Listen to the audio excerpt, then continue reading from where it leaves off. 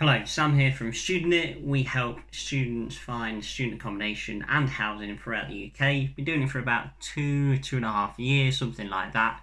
If you haven't seen our website, go and check it out. But today, just wanted to talk to you about what is student accommodation like. So what do I mean by that? What is it for me? What I'm going to tell you a bit about today is what is it like to live in. So to break this down, we're going to have student accommodation and student housing.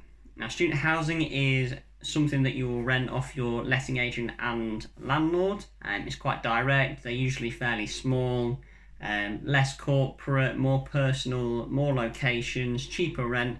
If you haven't seen our past videos, go and view them. Where student accommodation, usually they've got gyms, cinemas, study rooms, games rooms, accommodation manager. They're very secure, slightly higher rent, but more central, and they've only really got one location per city.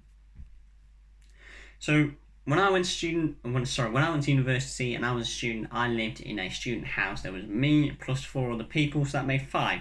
And I had a great time. I won't lie to you. I loved every minute living in that house. You've got to be prepared to do a lot of sharing. You can't be frustrated with others because of lack of social space, personal space, food going missing, even though it's terribly frustrating, when you're living in a student house and you just want some food, but you realise someone's nicked a bit of your pasta or a bit of your rice or some of your eggs or, a bit of some of your meat, bits like that. Space in the fridge as well. It all comes down to organisation, and then true test of the fact is how clean others are in student housing, because you have to share a kitchen, you will share bathrooms. Not all student houses have en suites because they're just not plumbed that way. Some can't take the pressure of having showers and toilets in every room, and some just can't fit it in there. So it is an amazing place to live. You'll create memories forever. You'll be such a tight-knit group. We were, there was 5 of us. We ate together, went out together, went to the cinema together, went to restaurants together. We did everything together. We used to have games nights where we used to set up a projector and just play. I think it was NFL, Formula 1, FIFA. And we used to have all sorts of great times. Pranks were always part of it. And you become a very close-knit family. You'll find others on the street, and it is really cool. So if you want that kind of lifestyle, there is a group of you already. I would definitely suggest student house. You're a little bit out of the town centre, cheaper rent, and you usually get more of a personal service from the letting agent or landlord. And you go your different ways for lectures. You can separate that way, but then reconvene at the end of the day and just take it from there. The reason why I liked it is if you're having a down day, you can bring yourself back up. If you're on a high, you get to share with others. You've got your own bedroom, but there's still others around. You don't have to socialise with them 24/7. Most people think, I don't want to spend my time with them. Every day. You don't have to. You can go and spend time in your room and come down. And when you feel like it, that's not a problem. Go and see 1 or 2. You go and play games with someone else in their room. It's how you go about it. Student accommodation, on the other hand, I'm just going to focus on studios, which is where you live by yourself. And student apartments are very similar to student housing.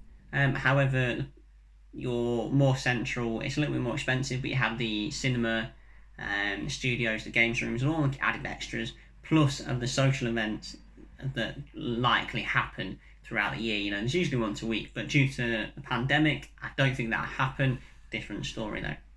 So studio, you get to control your own environment. You are much closer to town. You have everything on your doorstep. You have an accommodation manager if you have any questions or problems.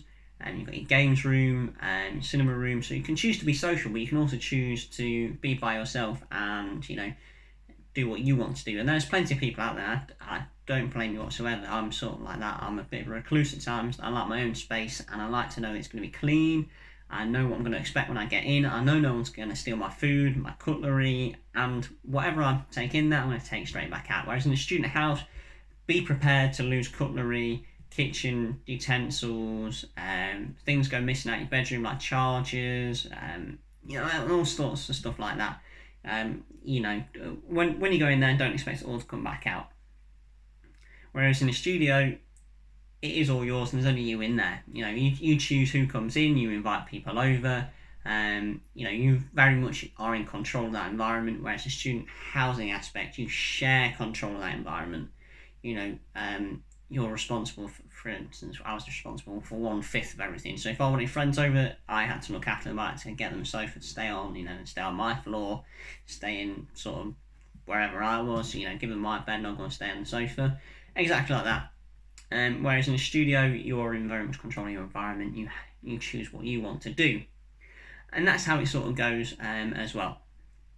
I hope this has been useful. If you want more, tell me and I shall answer more. But if not, we've done a whole article on it on the website where we break it down even further. Have a look on there, student-it.com, and let me know what you think.